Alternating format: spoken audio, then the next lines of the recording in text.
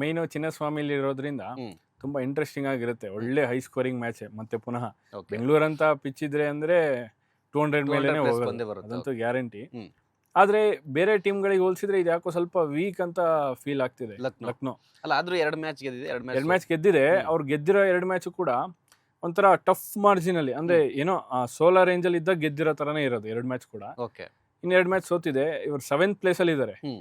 And bottom ಅಲ್ಲಿ ಇದಾರಲ್ಲ teams. ಹೌದು ಅವ್ರಿಗೆ ಕಂಪೇರ್ ಮಾಡಿದ್ರೆ ಇವ್ರು ಏನೋ ಬೆಟರ್ ಅಂತ ಏನಿಲ್ಲ. ಓಕೆ ಪ್ರತಿಯೊಂದು ಮ್ಯಾಚ್ ಅಲ್ಲೂ ಅವ್ರದ್ದು ಇನ್ಕನ್ಸಿಸ್ಟೆನ್ಸಿ ಕಾಣಿಸ್ತಾನೆ ಇದೆ. ಹ್ಮ್. ಒಂದ್ ಮ್ಯಾಚ್ ಅಲ್ಲಿ ಒಬ್ರು ನಿಲ್ತಾರೆ, ಇನ್ನೊಂದ್ ಮ್ಯಾಚ್ ಅಲ್ಲಿ ಇನ್ನೊಬ್ರು ನಿಲ್ತಾರೆ. ಹ್ಮ್. ಸೊ ಮೇನ್ ಅಲ್ಲಿ ಎಲ್ಲೂ ಇಂಥವ್ರು ಕನ್ಸಿಸ್ಟೆಂಟ್ ಆಗಿ ಪರ್ಫಾರ್ಮ್ ಮಾಡ್ತಿದ್ದಾರೆ ಅಂತ ಯಾವ ಪ್ಲೇಯರ್ ಕೂಡ ಇಲ್ಲ ಲಕ್ನೋದಲ್ಲಿ. ಹಾಗಾಗಿ ಅದು RCB ಗೆ ಒಳ್ಳೆ ಅಡ್ವಾಂಟೇಜ್ ಆಗುತ್ತೆ ಈ ಸಲ. ಅಲ್ಲ ಲಕ್ನೋದಲ್ಲಿ ಏನ್ ಪ್ಲೇಯರ್ಸ್ ಆತರ ಇಲ್ಲ ಅಂತ ಅಥವಾ ಇರೋ ಪ್ಲೇಯರ್ಸ್ ಆಡ್ತಾ ಇಲ್ಲ ಅಂತ? ಆಕ್ಚುಲಿ ಲಕ್ನೋ ಪ್ಲೇಯರ್ಸ್ ತುಂಬಾ ಸ್ಟ್ರಾಂಗ್ ಇದ್ದಾರೆ ನೋಡಿ. ಈಗ ಅವ್ರ ಓಪನಿಂಗ್ ಪೇರ್ ನೋಡಿದ್ರೆ ಒಬ್ರು ಸೌತ್ ಆಫ್ರಿಕಾ ಟೀಮ್ ಕ್ಯಾಪ್ಟನ್ ಹೌದು. ಮಕ್ರಮ್, ಹ್ಮ್. ಇನ್ನೊಬ್ರು ಆಸ್ಟ್ರೇಲಿಯಾ ಟೀಮ್ ಕ್ಯಾಪ್ಟನ್ ಹೌದು ಯಾರು ಮಿಚೆಲ್ ಮಾರ್ಷ್. ಮಾರ್ಷ್. ಇಬ್ರು ಕೂಡ ಒಳ್ಳೆ ಎಕ್ಸ್ಪೀರಿಯನ್ಸ್ ಇರೋರು. ಹೌದು T20 ಫಾರ್ಮೆಟ್ ಅಲ್ಲಿ ಗೊತ್ತಿದೆ ಅವ್ರದ್ದು ಆಟ ಹೆಂಗೆ ಅಂತ. SRHL ಕೂಡ ಮರ್ಕ್ರಮ್ ಸಖತ್ತಾಗಿ ಆಡಿದ್ರು. ಆಡಿದ್ರು. ಆದ್ರೆ ಈ ಲಕ್ನೋದಲ್ಲಿ ಯಾಕೋ ಅವ್ರದ್ದು ಒಂದು ಕನ್ಸಿಸ್ಟೆನ್ಸಿ ಕ್ಯಾರಿ ಆಗ್ತಿಲ್ಲ. ಹ್ಮ್. ಒಂದ್ ಮ್ಯಾಚ್ ಅಲ್ಲಿ ಮರ್ಕ್ರಮ್ ಆಡ್ತಾರೆ, ಫಸ್ಟ್ ಮ್ಯಾಚ್ ಅಲ್ಲಿ ಮಿಚೆಲ್ ಮಾರ್ಷ್ ಆಡ್ತಾರೆ. ಹ್ಮ್. ಒಂದು ಅಂದ್ರೆ ಬಿಗ್ ಟೋಟಲ್ ಕೊಡಕ್ಕೆ ಅವರು ಯಾಕೋ ಫೇಲ್ ಆಗ್ತಿದ್ದಾರೆ. Okay. ಅಂದ್ರೆ ಒಂದು 50, 60, 70 ಹ್ಮ್. ಆತರ ಇಲ್ಲ. ಒಂದ್ ಮ್ಯಾಚ್ ಅಲ್ಲಿ ಒಬ್ರು ಆಡ್ತಾರೆ ಅಷ್ಟೇ. ಹ್ಮ್.